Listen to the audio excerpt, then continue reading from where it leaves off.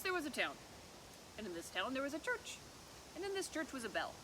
Well, one day the bell broke, and the minister didn't know what he was going to do, but up comes a stranger and he says, "Hey, I'll ring the bell for you." And the minister says, well, I don't know, how are you going to ring it without the rope? And the guy says, "I've got a really hard head, and it's really big. I can ring this bell, so here, watch."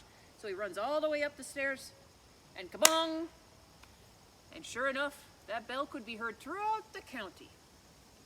Well, he was very dependable. Every day, between 6 and 9, every hour he'd run up those stairs and kabong! The minister was really happy. But then one day it was raining, and the stairs got wet, and the guy started running up the stairs, and he slipped and tumbled down, and he was no more. And Sven and Ole come, and they look at him, and, geez, who was that guy anyway? Well, said Sven, I don't know, but his face rings a bell. Well, the town got together, and they had a really nice service for him, and sure enough, one day, another guy who looks a little familiar comes up and minister and says, "You need somebody to ring that bell?" "Oh yeah, we do need someone to ring the bell. That other guy was pretty great. You look a little familiar." He says, "Oh yeah, I was that guy's brother.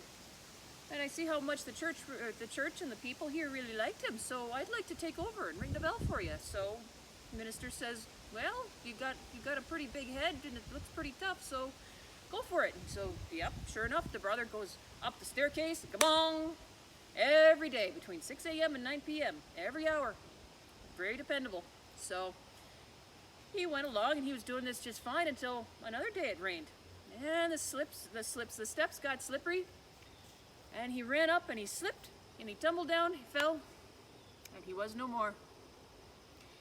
And Sven comes over and Ole comes over and they look at him and says, "You know what, Ole? This guy, I didn't know his name, but he's a dead ringer for that other guy."